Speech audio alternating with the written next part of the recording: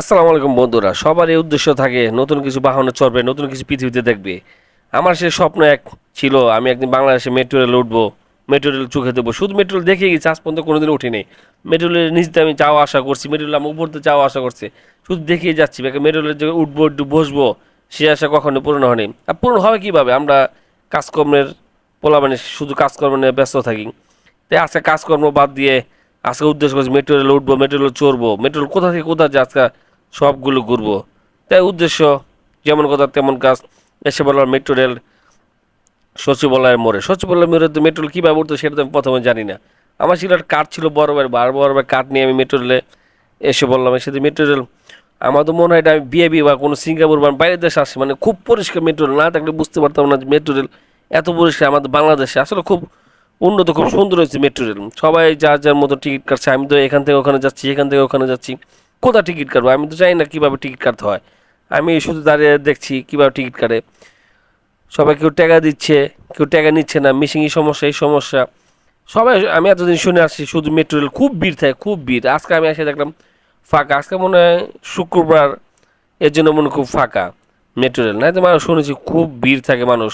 তাই আমি শুক্রবারটা বেছে নিয়েছি, কেননা শুক্রবার একটু কাজ ফ্রি থাকে, অফ, এই জন্য এসে পড়ছি। না তো অন্য দিনের সময় তো মেট্রো রেল আসা যাওয়া না, শুধু মেট্রো রেল নিচ দিয়ে যাই, কোন দিন মেট্রো রেলে উঠতে পারিনি। তাই আজকে মেট্রো রেলে উঠবো, দেখবো, ঘুরবো ফিরবো, এনজয় করবো। এই যে এক ভাইয়া মনে কি এনে হাত পাইতে আছে, দেখা যাক বাইরে কি বের হচ্ছে। হ্যাঁ, ওয়াও, অটোমেটিক টাকা উঠবে, ডিজিটাল। এখন আমার বল ভাই এখানে ঠিক না ওখানে। আমি চলে গেলাম, আমার কার্ড দিয়ে পাঞ্চ করব, পাঁচ করে উপর চলে যাব। এটা আবার কার্ডটা পাঁচ টাকা, এই যে দেওয়ার সাথে সাথে আমি কাউন্টার ত্যাগ করে এখন আবার উপরে চলে যাব। উপরে চলে গেলে একটু উঠবো। মেট্রো রেলের আশা, মেট্রো রেল দেখার জন্য আমার মনটা, মেট্রো রেল দেখছি আসলে মেট্রো রেল বসার জন্য, যে উঠবো। সবার একটা আশা থাকে বাংলাদেশে মেট্রো রেল, আর আমি বাংলাদেশের নাগরিক, আর মেট্রো রেল চলবো না, এটা কি হয়? মেট্রো রেল না চললে মেট্রো রেল আধুনিক শহরের জীবনযাত্রার একটি অবিশ্বাস্য অংশ হয়ে উঠেছে। এটি এই শুধু একটি পরিবহন নয়, বাস্তবায়ন বড় শহরের যানজট কমাতে, সময় বাঁচাতে এবং পরিবেশের ভারসাম্য রক্ষা গুরুত্বপূর্ণ ভূমিকা পালন করে। মেট্রো রেল আমাদের শহরের এক প্রান্ত থেকে অন্য প্রান্তে দ্রুত এবং নিরাপদ যাতায়াতের সম্ভব হয়, যা নাগরিকের জীবনযাত্রাকে সহজ ও সুবিধাজনক করে তোলে।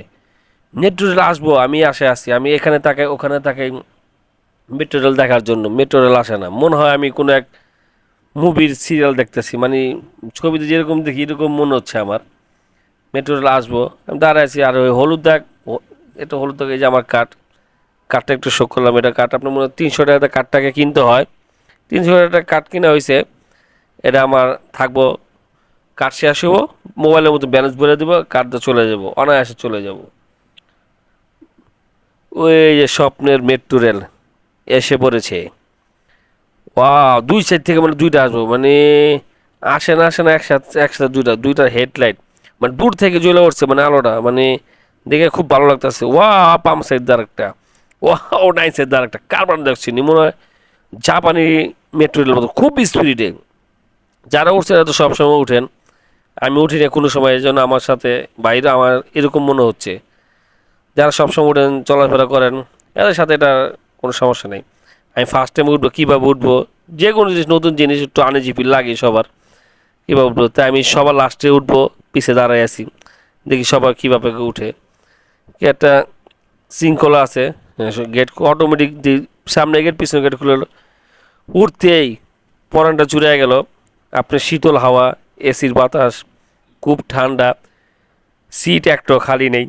পরানটা জুড়াবো কি, একটা বসার কোনো সিট নেই, এত মানুষ। কাউন্টারের মানুষ নেই, মেট্রো রেল পুরো হাউসফুল। এই মেট্রো রেল এখন চলো দাদা, মেট্রো যাচ্ছে গন্তব্য ছেড়ে, এক গন্তব্য থেকে আরেক গন্তব্য যাচ্ছে মেট্রো রেল। মেট্রো রেল সবচেয়ে বড় সুবিধা হলো এর গতি এবং নিয়মিত সময়সূচি। এটি যানজট উদ্দে চলাচল করে, ফলে যাত্রীরা নির্দিষ্ট সময়ে গন্তব্যে পৌঁছাতে পারে। এছাড়া মেট্রো রেল পরিবেশ বন্ধু, কারণ এটি বিদ্যুৎ চালিত এবং বায়ু দূষণ কমাতে সাহায্য করে। শহরের ব্যস্ত রাস্তায় ব্যক্তিগত গাড়ির ব্যবহার কমিয়ে মেট্রো রেল ব্যবহার বাড়লে কার্বন নিঃসরণ উল্লেখযোগ্য হয়ে হ্রাস পাবে। আমরা সবাই চাই মেট্রো রেল ব্যবহার করার জন্য, সময়ের অভাবে মেট্রো রেল ব্যবহার করতে আমরা পারি না। মেট্রো রেল ব্যবহার আপনার যানজট এড়ানো যায় ভালো করে, অনেক সুবিধা হয়। আপনি এখানে আগে উত্তরে গেতে আপনার অনেক সময় লাগতো, কিন্তু উত্তরে আপনি 20 মিনিট 25-35 মিনিট এখন উত্তরা চলে যাওয়া যায়। শুধু ভিডিও দেয়, আরেক ভিডিও করছে মেট্রো রুটে। ওয়াও! মেট্রো রেল নির্ধারণ সময় কিছু চ্যালেঞ্জ দেখা দেয়, যেমন নিম্নকালীন যানজট, উচ্চ খরচ, স্থানীয় ব্যবসায়িক কর্মকাণ্ডে সামাজিক বিঘ্ন।